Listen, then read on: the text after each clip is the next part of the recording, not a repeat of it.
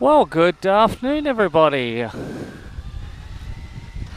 Once again, out on another little camera test, this time for the microphone. Managed to get myself a little boom mic, and did try an initial test last night, and it all seemed to work quite well. But needless to say, we were getting a little bit of wind noise because I just used the standard foam mic cover.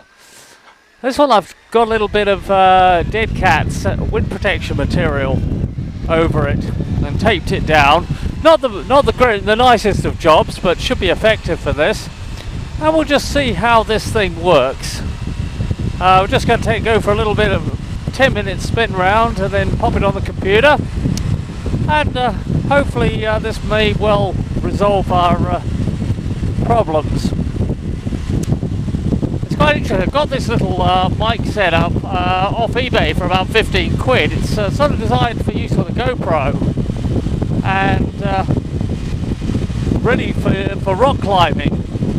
So it's got a little bit of a mount that goes over your head and tucks under your ear, and the other bit, sort of where the microphone boom attaches, just sits over your right ear, and it can actually fit quite nicely underneath my open face helmet. If this works properly, I'm going to come up with a slightly better solution to that. Probably just cut the overhead clip and get some double-sided tape and maybe adhere the microphone boom mounting structure actually to the side of the helmet. That would work rather well. Or maybe use a Velcro mount so you can dismantle it easily. That'll work. Either which way, we'll see how this works. Camera settings for this one are 720p, 30 frames per second, bitrate normal. Microphone sensitivity is on middle of 3, so that's 2 out of 3. And we'll see how this one works. I would love to be using a higher resolution, but unfortunately my laptop can't handle it, and the ongoing saga of the replacement laptop continues. I ordered myself one off eBay a few days ago, and they said it arrived.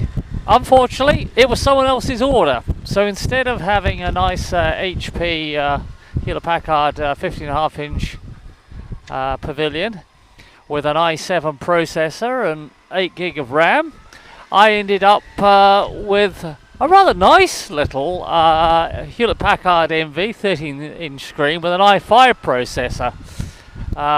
It's a very nice little thing, but I do wonder whether it would struggle editing video. Anyway, either which way, it didn't have an optical drive, so that was pretty useless for what I wanted.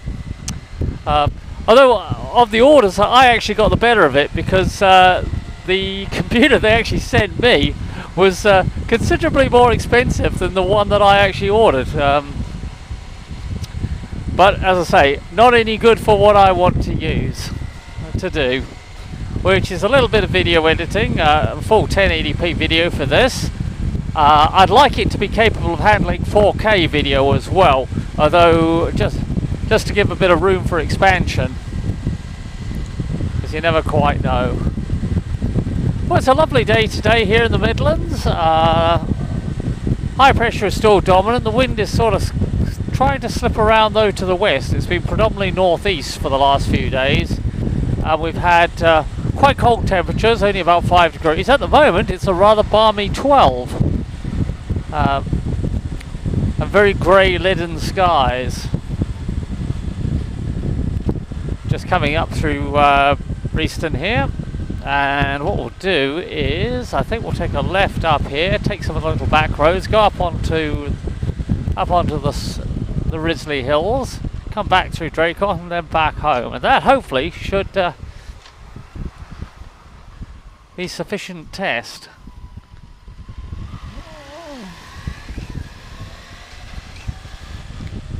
Oh dear. Right, how are we going?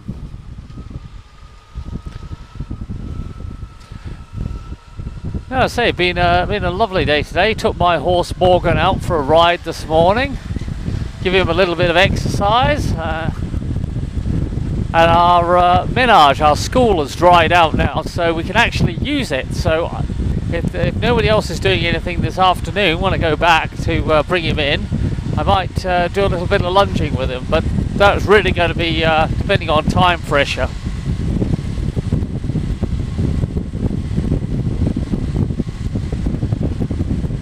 Had a fairly busy week last week. I was up in Wick, got sent up there because Azard, one of our pilots, he was in the simulator, so I had to cover for him. And it's had some lovely weather. Went over to Stornoway on the Monday and the Tuesday, and the weather was quite nice out there on the Western Isles. But in Wick, it was certainly on Tuesday night absolutely horrendous.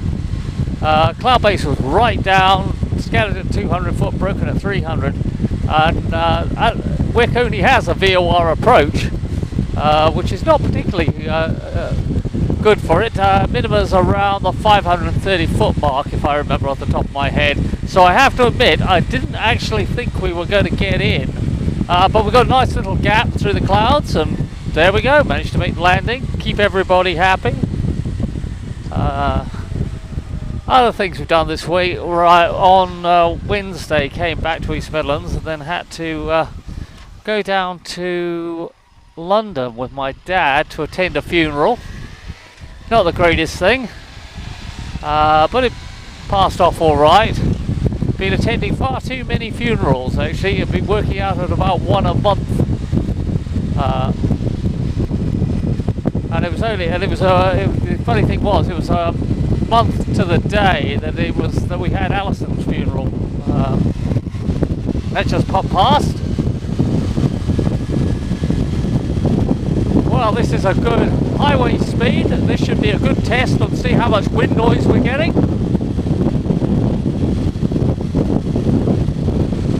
And see whether you can actually hear me. I have my doubts, but we shall see.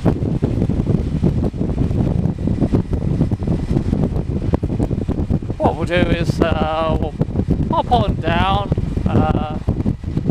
back down into Draycott,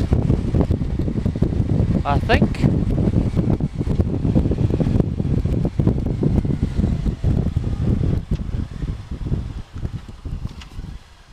There we go, that'll do fine.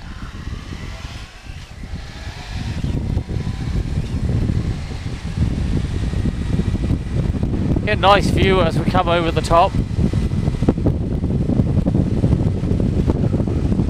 Oh well, last night I managed to take the bike out to do a bit of shopping.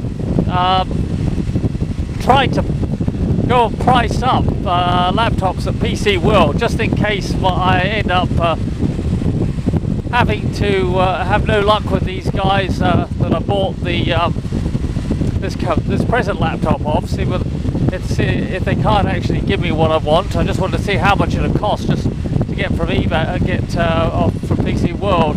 And the best I could find was a Lenovo for about 650 quid, which is it's not bad, I have to admit, because you did get 12 gig of RAM, which is pretty good.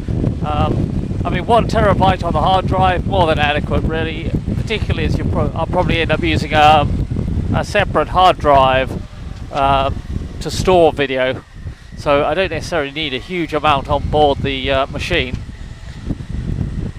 Anyway, managed to do a bit of night riding with it. First time testing the drift camera in the low light mode, and I managed to get tests both in 720p and 180, both at 30 frames per second, and the result was very impressive actually. Obviously I can't process the 1080 on my laptop at the moment, so unfortunately you can't see it.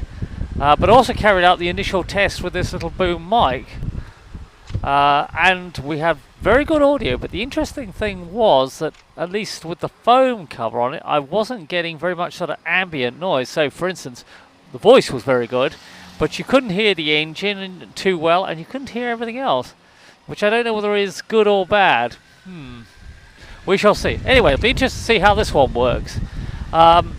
I also have yet another little microphone. It's a Boya lavalier mic, and that's got a slightly higher gain than the standard drift mic, and a different frequency response range. So again, that's going to be quite interesting to try that just with a little dead cat on and tucked into my chin scarf, which is a nice and convenient way of doing it, because it doesn't fit the microphone firmly to anything, and it doesn't get in the way.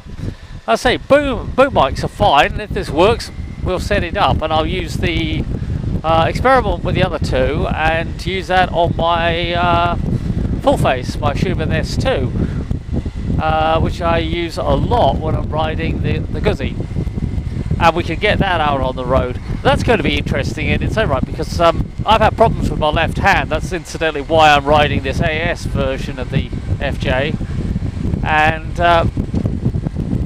I've been very careful with my wrists over the last few months, and it's starting to get better. Now the Guzzi's got quite a light clutch action, so it will be very interesting to see how well it works, how my wrist performs. The only downer is, of course, even though it's not a very forward, it's not a real low racing crouch, it's still a good sports touring crouch, and you are putting quite a bit of weight on the wrists, particularly around town, so I don't know how that's going to sort of work out. But the real thing that I'm hoping is that maybe if my wrist heals up well enough to be used for an hour or two, I can then try and see whether I can get a test ride on a 2016 FJR, because of course they've got the new slipper clutch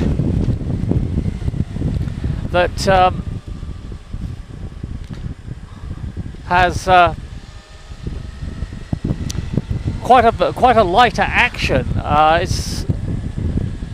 It's light. It functions like a spread clutch. The other thing is so that if you stamp down to the gears too hard, you can't lock up the rear wheel. But the way it's designed is that when you actually the engine applies torque through the clutch, that sort of helps bind the clutch up, so you don't need quite so strong springs. And the net result is the clutch pull is considerably less. I must have been the only sad dude at the NEC who was having a look at it. Everyone else was sort of looking at LED headlights and all the electronics. Not me. I'm going, one, test the clutch, and two, having a look underneath to see whether they reversed the centre stand bolts to a sensible setting. They haven't. And also whether they'd actually bothered this time to fit grease nipples onto the relay arm for the suspension, so you didn't have to take it all apart to grease it. And again, they haven't. So bit of a downer there, but you know, everyone else is looking at the spec sheet. I'm lying on my back underneath this thing. Oh well, never mind. Okay, well, we're just about heading home. I'm going to try and put this on the computer, and we will see what it's like. I do hope for great things. Anyway, I'll speak to you later.